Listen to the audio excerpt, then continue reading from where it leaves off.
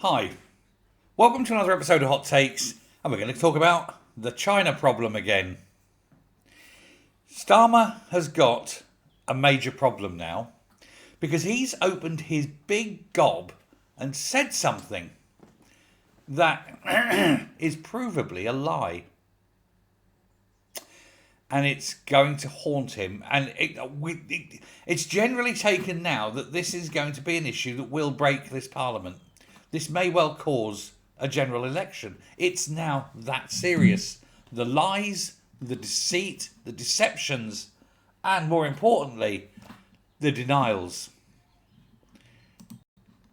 Starmer was asked about Jonathan Powell, the National Security Advisor. He was asked directly,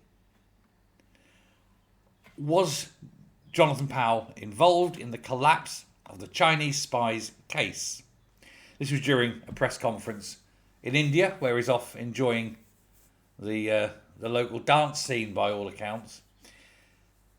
He was asked this question: can you say categorically whether any minister or Jonathan Powell was involved in the decision not to provide the CPS with evidence at the time the offences were alleged to have taken place, that China represented a threat to national security?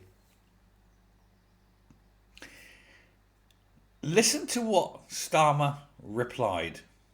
And I won't do his accent. I want to just get this out because I want clarity. His reply was, I can be absolutely clear, no ministers were involved in any of the decisions since this government's been in relation to the evidence that's put before the court on this issue. I can be absolutely sure no ministers were involved.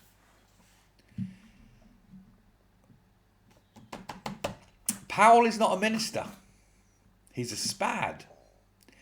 He's a civil servant. He's a senior placeman. Yesterday, Emma Hardy, the floods minister, who for some reason felt she had to get involved. She was asked whether Powell, who, as I say, is not a minister, was involved. To which she replied that the decision had nothing to do with him, nothing to do with ministers whatsoever. That is completely false. Why are they talking about ministers? We're asking about Powell, who's not a minister. And they asked specifically if Jonathan Powell was involved in that decision to crash that case. And they're saying no minister was involved, but they're not saying Jonathan Powell was not involved. That can mean only one thing. Jonathan Powell was involved. They're not denying it.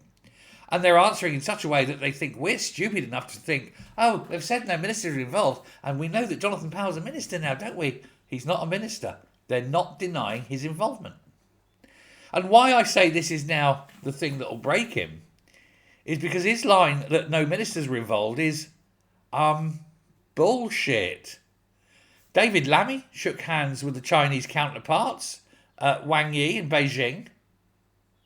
Starmer directly raised the issue of the Chinese mega embassy during a meeting with Xi Jinping in Rio last year. Emma Reynolds, who replaced Tulip Siddiq when Tulip Siddiq's alleged corruption got too much, she was the city minister. She's now at DEFRA. She was the former treasurer of the APPG for China. That's the parliamentary group. The all-party parliamentary group for China. She had taken part in a campaign to lobby ministers to keep China off the Foreign Influence Regulation Scheme. Reeves had to flee a guilt crisis in Britain by effing off to China, if you remember. She had no reason to go to China, but she said, I must go to China. She took Andrew Bailey and a whole load of officials with her. She racked up a huge bill for that. Nobody knows why she went, but there she is meeting all these top Chinese officials. Philip Sands, another one of those Starmer's bum boys, who is the one that's negotiating the Mauritius deal, which hands the Indian Ocean to China. He supported the application as well. He claimed that China agrees with 99.9% of international law. I think those poor buggers in the concentration camps might, disagree. David Lammy and Yvette Cooper wrote to the Planning Inspectorate for England to support China's planning application for the mega spy building embassy in January, overriding and completely ignoring MI5's recommendations that it not be allowed. Sorry, there's a fly. A Chinese diplomat offered massive congratulations to Starmer on the Chagos surrender deal, saying that China fully supports Mauritius in its quest to safeguard national security.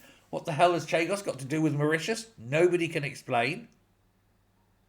Sarah Jones, the industry minister, she's refused to rule out another Chinese firm co-partnering with the state on management of British steel, despite the claims that the Chinese are actually sabotaging it in order so they sell their steel. China, it emerged, offered to lift sanctions on UK parliamentarians, because there are some like Ian Duncan Smith and what, in a move to grease the wheels to try and get their super and mega embassy built. Lammy refused to publish the long-awaited China audit. He said it was national security reasons, the national security being China would have been shown to be an enemy state and they didn't want that to happen.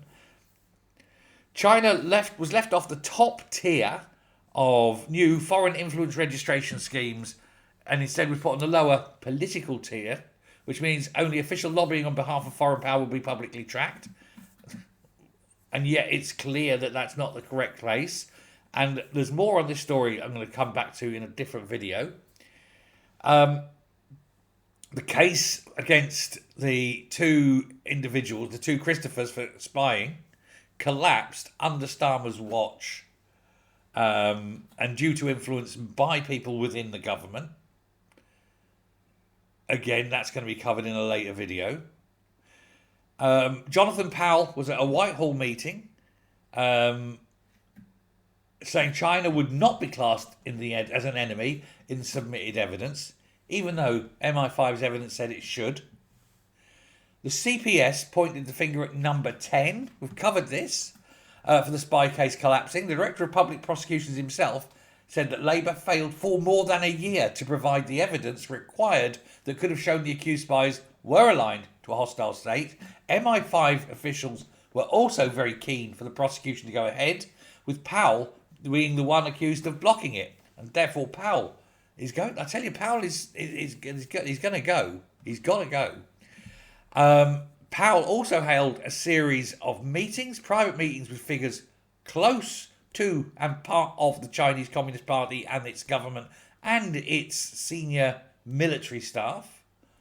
Powell's extensive meetings with Chinese Communist officials and his links with the Chinese state officials through his UK-based charity, which receives an awful lot of money from the government, but which the government say they're not going to tell you how much, and that Jonathan Powell has also been praising China's success in international mediation of efforts before becoming National Security Advisor, despite MI5 recommending that he's not made that role because he did not pass security briefings.